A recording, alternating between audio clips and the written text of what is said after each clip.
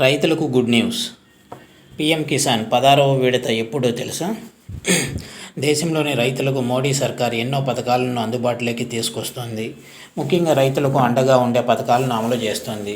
కేంద్రం తీసుకొచ్చిన పథకాలలో పీఎం కిసాన్ సన్మాన్ నిధి యోజన పథకం ఒకటి.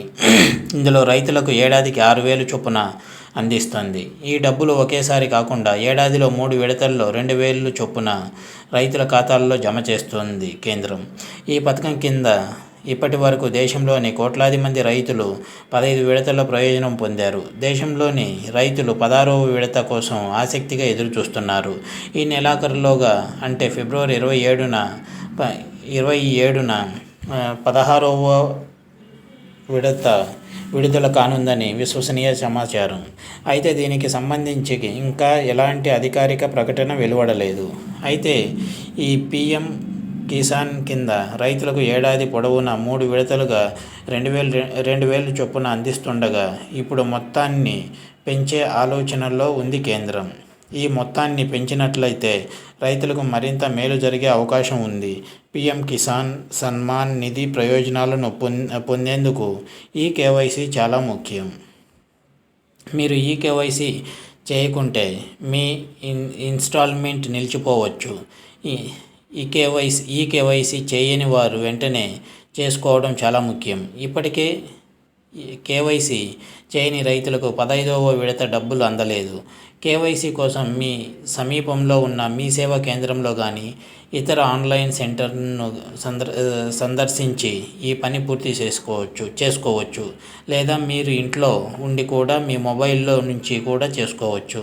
లేదా బ్యాంక్ నుండి లేదా అధికారిక పోర్టల్ pmkisan.gov.in నుండి పూర్తి చేయొచ్చు. బ్యాంకు ఖాతాకు ఆధార్ కార్డును అనుసంధానం చేయడం చాలా ముఖ్యం. అటువంటి పరిస్థితుల్లో బ్యాంకు ఖాతాకు ఆధార్ కార్డును లింక్ చేయకపోతే 16వ విడత నిలిచిపోవచ్చు.